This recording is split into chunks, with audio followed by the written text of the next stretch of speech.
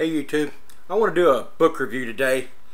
I've been on Skype for almost 2 years now, and I've met a bunch of good people, and some that have impressed me, some haven't, and I've made a couple of good friends on here. One of the people that I would like to call my friend is a man by the name of Michael Bostich, and everybody knows him as MAHA33. He's written a couple of books, and I've read one of them, and I'm halfway through the second one. I'd like to do a review on the first one for you, and it is The Lost Art of Prepping by MAHA33. And on the back, it has a little saying that kind of puts things in perspective for us. It's sometimes in life, things are always inevitable, but it is what we do during and after those times is what matters.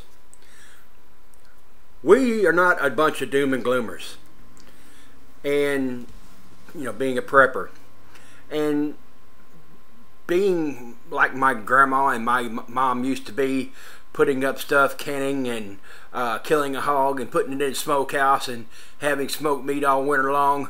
That's not doom and gloom. That's not stupid. Matter of fact, I think it's pretty dadgum smart.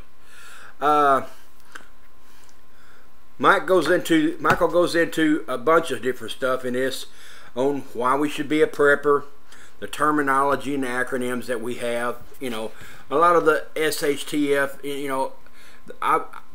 Everybody uses those acronyms. I kind of think they kind of turn people off to a certain extent. But for us to know the acronyms as preppers is a good thing. But explaining those acronyms to other people, we need to use plain simple English because they're not up to date on what we do. The psychology of prepping is a state of mind, and everybody says it's a state of mind, but it's more of a way of a life for us. He goes into the psychology of prepping and knowing our mindset and what we're supposed to do, and just a basic all-around good book. And our survival needs of food, water, fire, and safety. These things are all things that we should know and learn. Then he goes into the stages of prepping, on where to start, how to get started, what we should think about doing, and just kind of gives us good guidelines in his book on what to do and what not to do.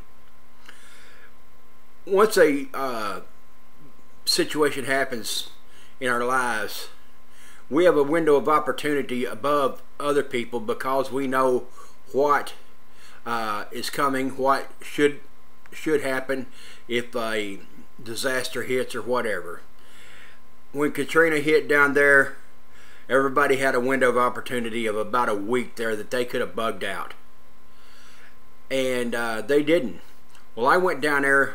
I was driving for JB Hunt at the time, and I took a load of water down there. I was grossing 84,000 pounds. DOT even got rid of the regulations, and I was one of about 850 trucks stationed down there at NASA Stennis Base waiting to get unloaded. We took us 5 days to get unloaded.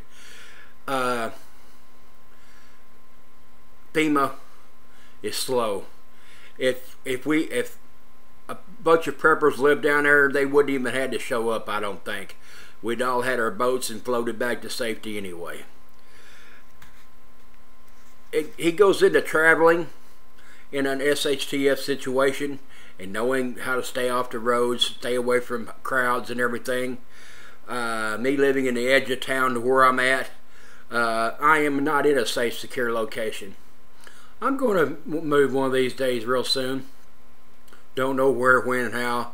It's got a lot to do with money and where I'm at. But what I'm doing right now is making do with what I got. All my close friends knows that I make do with a lot less than most people. You just gotta, it's a mindset on what you gotta, if you want steak or if you want spam.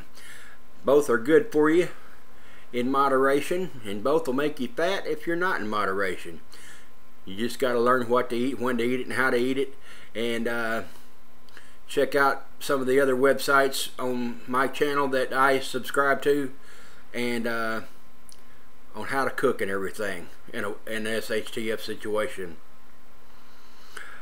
I have had several people tell me that knowledge is worth more than gold, and it is.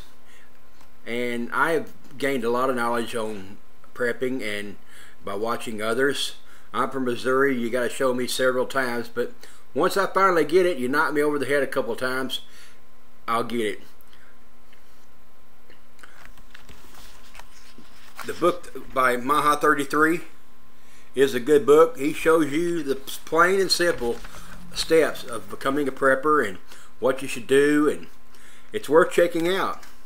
He goes into bartering of items that, you know, after a grid down situation like Katrina, water was worth more than anything else down there, and gasoline. So if we want to barter, we might want to stock up on water. If the pipes are not flowing around here, water is going to get real scarce real quick. And he goes into how to wake up others and open their eyes. So the best way, even the Bible teaches, to live by example. We can go through our lives doing a lot of stuff and opening each other's eyes, you know. But if you live by example and do the best you can, most people will start asking questions. Well, why do you do this and whatever? And say, well, you know, if something happens, I've got a little extra put back.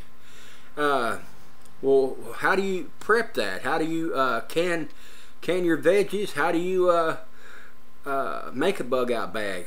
When should I leave? How do I know? And if they ask a question, answer it for them. This book goes in, The Lost Art of Prepping goes in to making those answers easier, and the book doesn't cost that much. Check it out. I think I got it off of Amazon, and it could be on eBay. I forget which one. Check them both. Go to MAHA33. He'll tell you where to get it at. And